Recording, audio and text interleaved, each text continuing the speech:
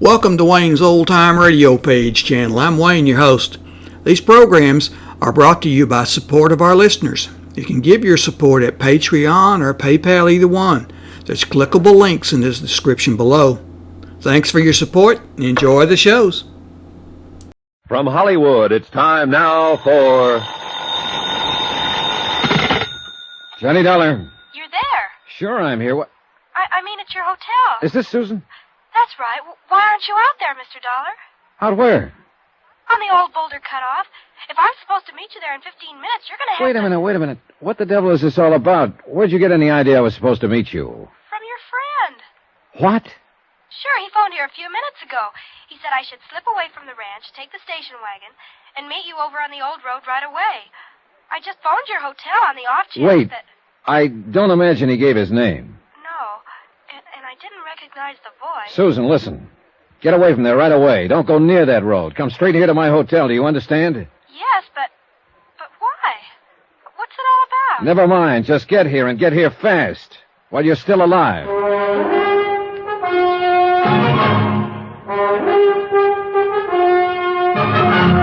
Tonight, and every weekday night, Bob Bailey in the transcribed adventures of the man with the action-packed expense account, America's fabulous freelance insurance investigator. Yours truly, Johnny Dollar.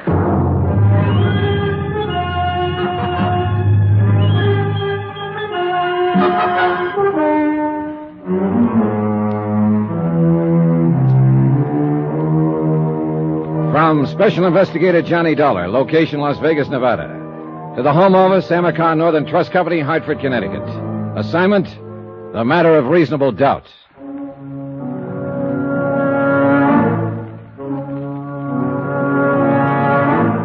It was only 9:30 p.m., less than 2 hours since I'd thrown my rock into the pool to stir up the fish.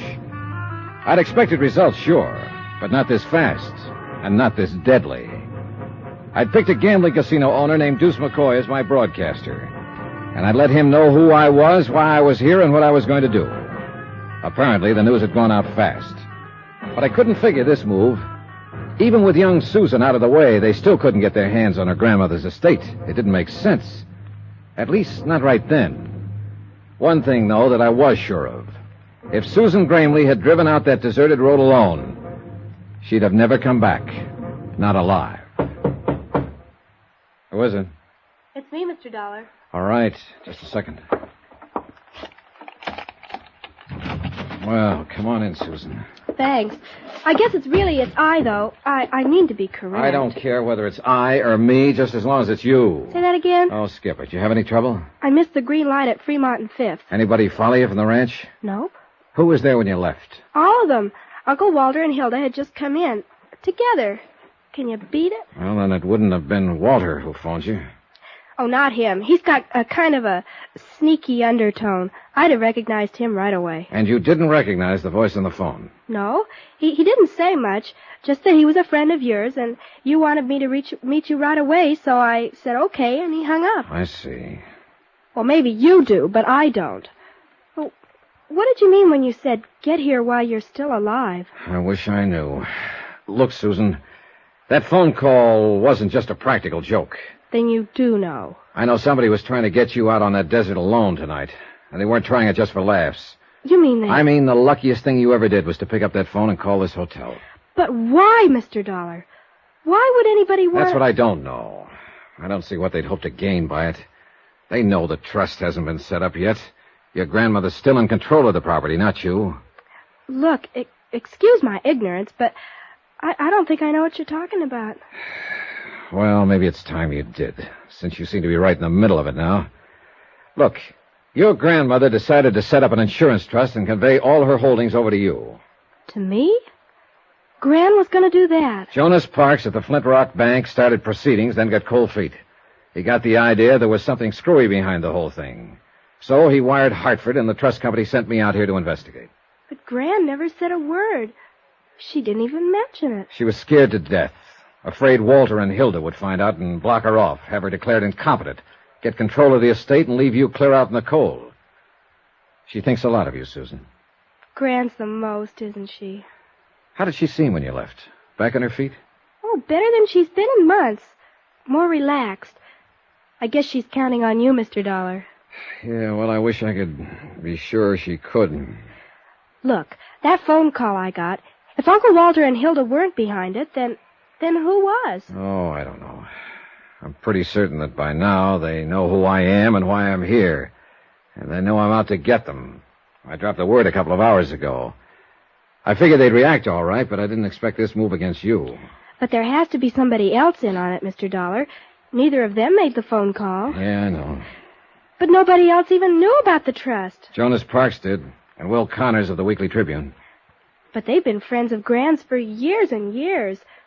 They wouldn't do anything to harm her. I didn't say they would. And they couldn't have had anything to do with the accident that killed my parents. Nobody could have, except Hilda and Uncle Walter. Unless, of course, it was just an accident. Oh, you know better than that, Mr. Dollar. Oh, I'm beginning to wonder if I actually know very much about any of this. Susan, listen. How scared are you? Oh, I'm not scared at all. I'm just bewildered, I guess. Good. Then you won't be afraid to stay here alone for a while. Of course not. Sounds kind of grown up, in fact. Yeah, well, all right then. Don't leave the room. Keep the door locked and don't let anybody in. If someone should try, call the manager and have him call the police. Don't answer the phone unless it rings twice. That'll be me. Got it? Got it. Good. Hey, there are a couple of magazines there on the nightstand. Can I ask you what you're going to do, Mr. Dollar? Sure, you can ask. See you later, Susan. Stinker.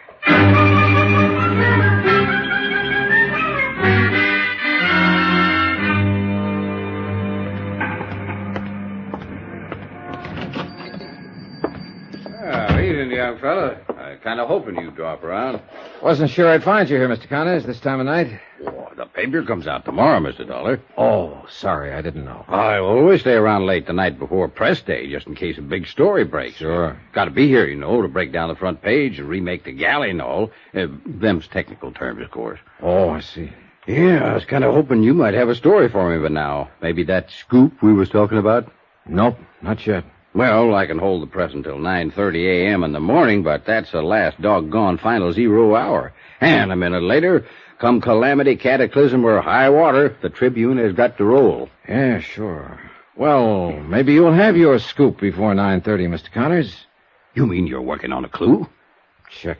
Hot dog. Yep, you said it. You, getting close to the denouement? To the what? Denouement. That's a technical word. That's when the detective always pounces. Oh, yeah. Well, I'm not about to pounce at the moment, Mr. Connors. Yeah, well, keep your voice down, son. Why? There's nobody else here. You never know on this kind of a case. Well, let's take a chance. Well, all right. I'm game if you are. Good. I've got a couple of questions I'd like to ask you. Shoot, son. You know anything about a gambler named Deuce McCoy? Owns the Lead Balloon Casino over across town? Well, I know who he is, all right. He don't own it, though. He just runs it for a syndicate. Works on a salary, you mean? Salary and percentage, I reckon. He ain't getting rich on it, though. Not the way he lets it get away from him. On what? Just 2 words, son. Women. Hilda Grimly wouldn't be one of them, would she? Well, it's a new one on me if she is. Of course, you live and learn. Yeah, you sure do. Yeah, and be right cozy if something like that was going on. Her husband spends half his time in McCoy's place. Yeah, I know. You figure Deuce McCoy is tied in on this Grimly thing? I don't know. You want to do me a favor, Mr. Connors? Well, just sing it out, young fella, with the scoop. Well, listen, young Susan Grimly is in my room over at the hotel. You don't say so. Well, but Never mind, it's a long story. I hate to have her there alone. So how about going over and babysitting for a while? Sure, I'd be glad to. All right, I'll phone her first, so she won't lay you out with an ashtray. And I'll keep in touch with you. If there's a story, you'll get it. Meanwhile, clam up. Right. I'll see you later. Yeah, do you pack a gun, Mr. Dollar? Sometimes. Why? Deuce McCoy does, too. All the time.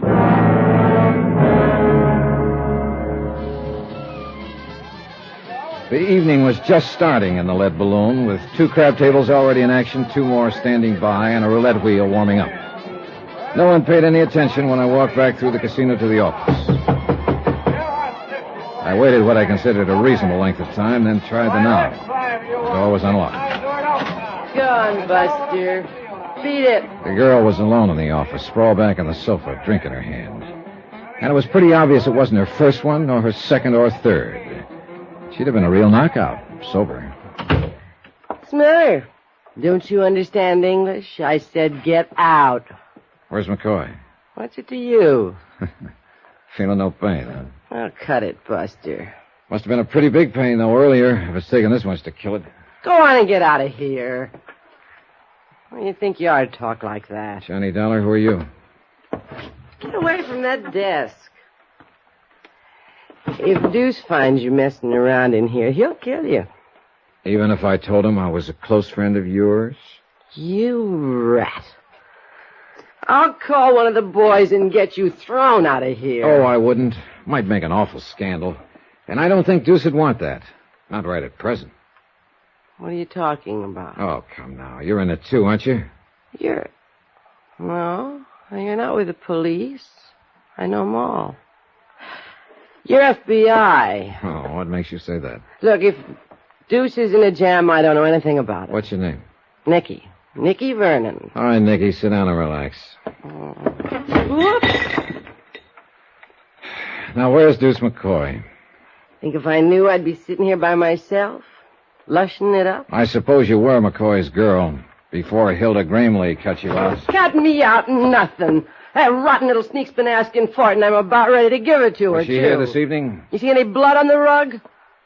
Just let me catch that dirty Shut little... up, Nicky, and sit down, would you? Now, what about Walter Grimly? Was he here? Yeah, earlier. He was here in the office for about an hour. I don't know what they talked about. Deuce made me get out. And Deuce left right afterwards? Oh, half an hour or so. He had to wait to make a phone call first. Oh, I see. Well, if you're smart, you'll forget him, Nicky. I've got a hunch he's not coming back. It's her. He's gonna go off with that dirty... Knock it. He's going off because he's in a jam. That's one thing you were right about. And by now, he must know the whole thing is falling apart. I think he'll try to run for it. I ought to kill that dame. Why? Why don't you throw away that bottle and forget about him? He's no good, Nicky. You know that, don't you? Sure, I know it. Then why are you beating your heart out over him? You've never been a woman. Have you, Mr. Dollar?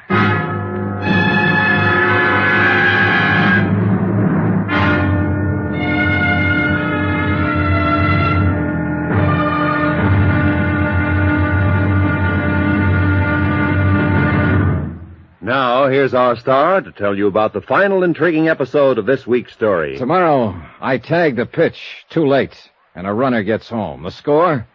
1-0. In favor of death. Join us, won't you?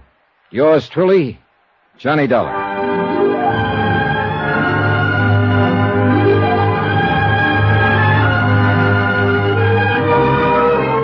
Yours truly, Johnny Dollar, starring Bob Bailey, is transcribed in Hollywood. Written by Les Crutchfield, it is produced and directed by Jack Johnstone.